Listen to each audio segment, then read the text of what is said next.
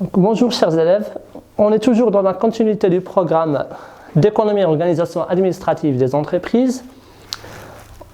La dernière fois, donc, on s'est arrêté au niveau de la troisième partie, information dans l'entreprise.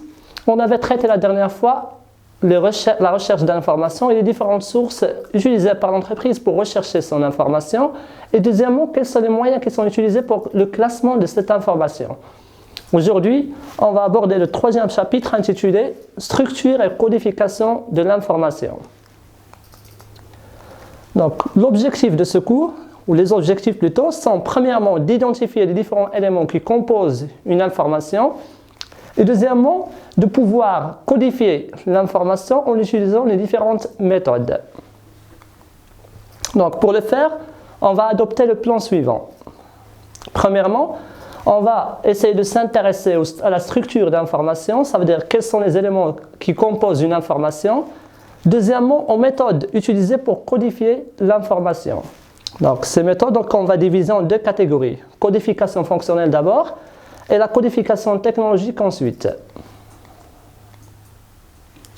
Donc, on commence premièrement par ce qu'on appelle la structure de l'information. On va prendre l'exemple d'une information. Donc, il s'agit d'une société qui est appelée bien sûr SA Sogep et qui est située à Meknes. Donc, cette information, donc, pour l'obtenir ou pour l'écrire plutôt, donc, on utilise des éléments de base qui sont les chiffres, les lettres et les symboles. Ces éléments sont appelés caractères. La somme de caractères sont appelés mots, donc, qui peuvent être soit des mots alphabétiques, donc sous forme de, par exemple, d'adresse, El Farah, Meknes, etc., soit sous forme de chiffres, comme le chiffre 177 et le chiffre 59. Une suite de mots dans ce qu'on appelle une rubrique. Rue El Farah est une rubrique, par exemple, Société Sogep, c'est une rubrique, etc. La somme de toutes ces informations est appelée article. Donc, on va essayer maintenant de résumer pour voir comment on va définir chacun des éléments. Donc, le caractère sont généralement des éléments de base qui sont utilisés dans l'information. Ces éléments peuvent être des lettres, ça veut dire les lettres de l'alphabet, A, B, C, etc. Ils peuvent être aussi des chiffres. Les chiffres, ça commence par exemple de 0, 1, 2, etc. Comme ça peut être des symboles qui sont utilisés dans la ponctuation, les virgules, les points, ou d'autres symboles qui sont utilisés dans les abréviations, comme les slash par exemple. La somme de caractères, ou un ensemble de caractères, nous donne ce qu'on appelle des mots. Les mots, c'est un ensemble de caractères qui sont réunis, qui sont classés et qui ont une signification. Ils peuvent être sous une forme alphabétique, sous forme de mots, par exemple le mot marocain, sous forme numérique, ça veut dire des chiffres, un ensemble de chiffres, comme des années par exemple, ou sous forme alphanumérique, ça veut dire une forme qui mélange entre les deux. Rue 13 par exemple. Un ensemble de rubriques, donc regroupés dans ce qu'on appelle, un ensemble de mots plutôt regroupés dans ce qu'on appelle une rubrique. Une rubrique, c'est donc un ensemble de mots qui ont un sens. Donc, le cas des dates de naissance, le cas des adresses, etc. Et finalement, donc, la somme ou l'ensemble de rubriques nous donne ce qu'on appelle un article. Il s'agit d'un ensemble d'informations qui sont classées et qui ont une signification. Donc, il s'agit par exemple d'une fiche d'information sur un élève, il s'agit des informations sur une société, etc. Donc, la question qui se pose maintenant est pourquoi codifier une information? Pourquoi passer par cette étape très importante de la codification? Donc, l'information en général vient sous forme d'un langage qu'on appelle langage naturel, sous forme de paroles, sous forme de texte, sous forme de documents. Donc, il doit passer par une étape qui est appelée codification fonctionnelle. Pourquoi faire? Pour obtenir un langage qu'on va appeler langage abrégé. Ça veut dire un langage qui est résumé et qui facilite le traitement et l'utilisation de l'information. Ce langage abrégé passe ensuite par une autre codification qui est appelée codification technologique. Cette codification technologique permet de rendre cette information lisible ou perceptible par une machine ou par un ordinateur. On va voir bien sûr ensuite comment on obtient les différentes codifications et quelles sont les méthodes utilisées pour codifier cette information. On commence donc par la codification fonctionnelle. La codification fonctionnelle est une méthode qui permet de résumer ou d'abréger l'information sous une forme symbolique. Exemple, donc l'exemple le plus utilisé par les élèves est l'exemple d'entreprise. Elle est généralement abrégée sous la forme E/SE. Donc ça permet de réduire la taille de l'information et la quantité d'information et ça permet de faciliter le traitement de l'information. Donc pour codifier l'information, on utilise ce qu'on appelle des codes, des éléments qui remplacent et qui résument l'information. Ces codes se divisent en deux catégories. Le premier, on va l'appeler donc code élémentaire. C'est un code qui est établi bien sûr à partir de l'information et qui est établi pour donner la signification d'une seule propriété. L'exemple le plus courant, c'est celui des codes séquentiels. C'est quoi un code séquentiel? Ce sont des codes qui sont donnés sous forme de séquence, sous forme d'une suite et qui a une certaine signification. L'exemple, c'est le matricule. Donc les immatriculations des voitures sont données en fonction de l'appartenance ou la ville à laquelle elles appartiennent.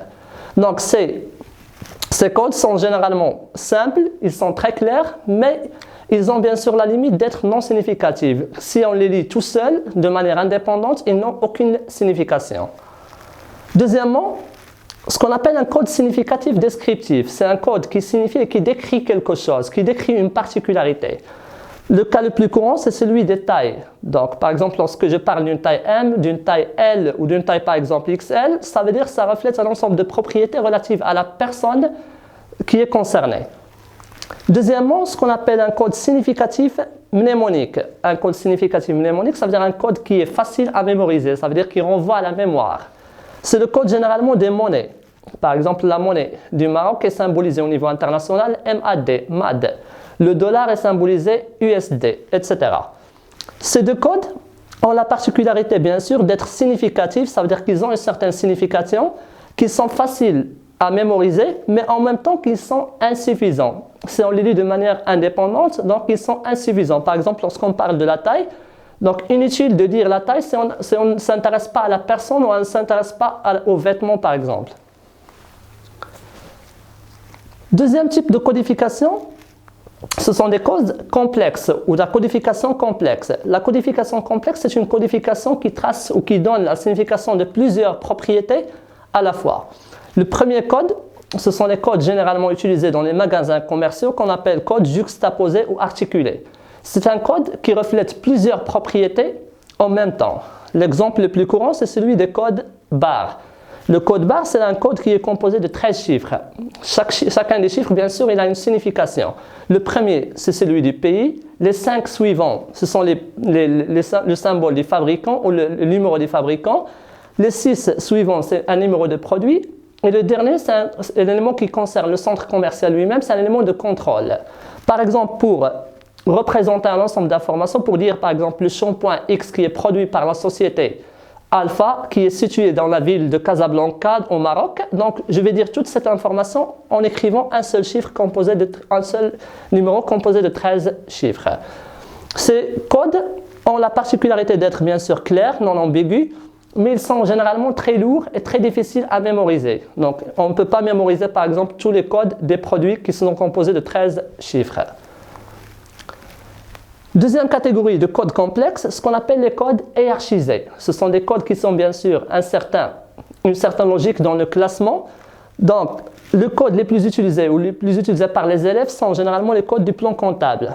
Par exemple, pour dire frais de constitution, j'utilise le code 2111.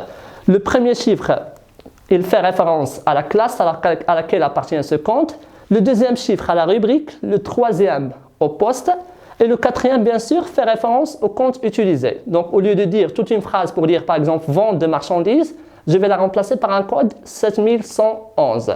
Pour dire frais de constitution, je vais la remplacer par le code 2111. Donc, si vous l'avez remarqué, pendant le cours, lors des codes juxtaposés, par exemple, on avait parlé d'une clé de contrôle. Clé de contrôle, ça veut dire une clé ou un chiffre ou un symbole qui permet de vérifier les informations qu'on a enregistrées, qui permet de vérifier le code lui-même. Donc, pour obtenir cette clé de contrôle, on utilise généralement 3 méthodes qui sont appelées modulo. La première, donc on va l'appeler modulo 10, modulo 23 et modulo 97. Les chiffres à la fin de ces méthodes reflètent le nombre de symboles qu'on peut utiliser pour contrôler. Ça peuvent être des lettres ou des chiffres qui sont utilisés. Donc, pour expliquer l'utilité de ce symbole, je vais garder bien sûr l'explication après le traitement de ces trois méthodes. On commence par la première méthode. La méthode appelée donc modulo 10. Je vais prendre l'exemple d'un code. Un code qui est utilisé dans les badges pour contrôler l'accès à un parking qui est réservé aux professeurs. Ce code contient 4 chiffres. Le premier, réservé au sexe, ça veut dire est-ce qu'il s'agit d'hommes ou de femmes. Deuxièmement, le lycée professionnel dans lequel travaille ce professeur. Troisièmement, la spécialité ou la matière qui est enseignée par ce professeur.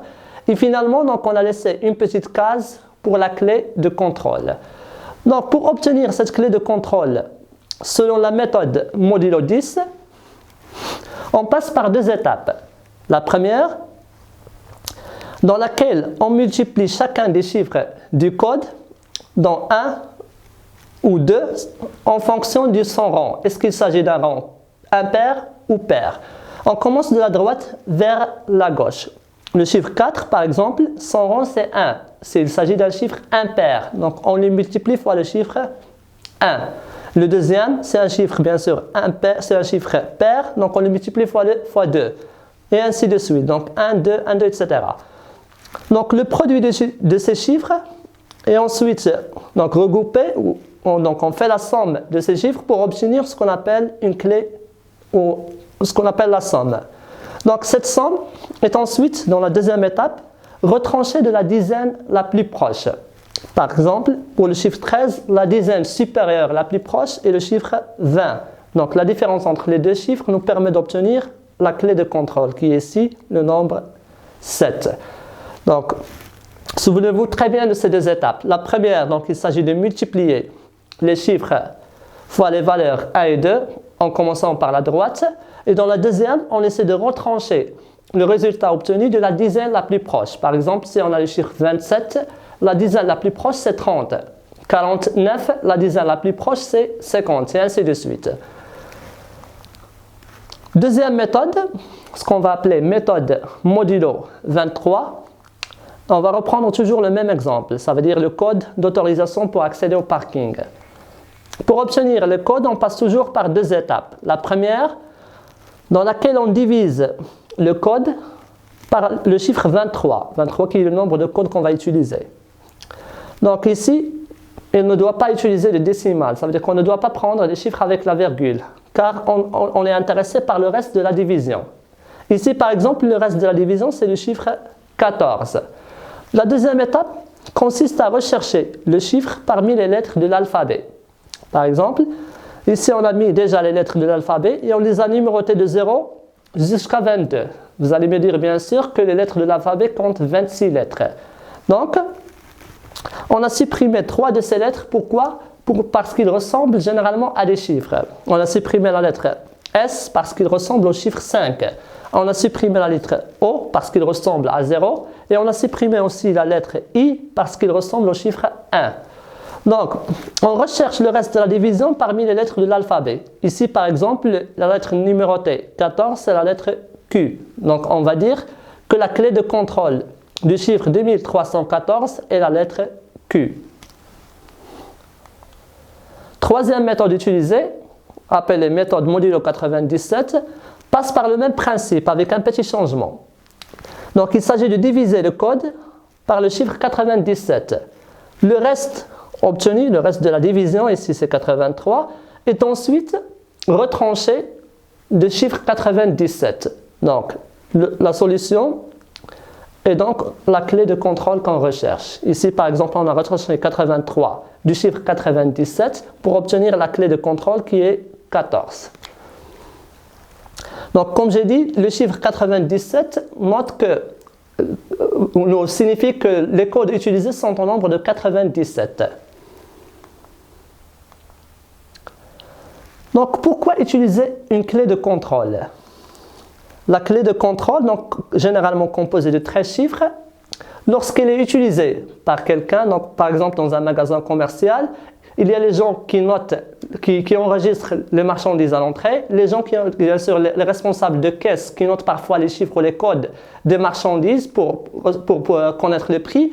Donc, le fait de saisir à chaque fois ce code va contribuer ou va bien sûr causer des erreurs. Donc, ces erreurs sont généralement faites à la phase de saisie. Donc, pour éviter ces erreurs, on utilise ce qu'on appelle la clé de contrôle. Cette clé de contrôle permet à l'ordinateur de comparer à la fois le code et la clé. Si les deux valeurs correspondent, ça signifie qu'il n'y a pas d'erreur dans le code. Si les deux valeurs, bien sûr, ne sont pas similaires, ça veut dire qu'il y a nécessairement une erreur faite lors de la saisie. Deuxième niveau de codification, c'est la codification technologique. Généralement, le langage parlé par l'homme, ce n'est pas le même langage utilisé par les machines, parce que la machine ne connaît que deux valeurs, qui sont les valeurs vraies ou faux, oui ou non. Donc, ces valeurs sont notées généralement en langage mathématique 0 et 1. Donc, pour passer d'une information qui est utilisée par l'être humain à une information qui va être utilisée par la machine, on utilise généralement ce qu'on appelle la codification technologique. Ça veut dire qu'on traduit le langage humain à un langage qui peut être utilisé par la machine. Ce langage est appelé langage binaire parce qu'il n'utilise que deux valeurs, les valeurs 0 et 1. On va prendre un exemple. Donc, supposons qu'on veut convertir ou traduire le chiffre 9 en langage binaire. Pour le faire, il s'agit de diviser le chiffre sur 2 jusqu'à obtenir, donc de continuer dans la division, jusqu'à obtenir bien sûr dans le produit de la division le chiffre 0. Ensuite, la deuxième étape, donc ici, pour écrire le chiffre 9, on écrit 9 et entre parenthèses 10 pour signifier que 9 est dans le langage, qu'on utilise le chiffre 9 dans le langage décimal.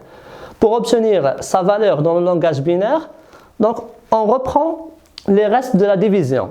Donc on commence par le bas vers le haut. Donc ici c'est le chiffre 1, on note ensuite 0, 0 et 1. Donc qu'est-ce qu'on va lire?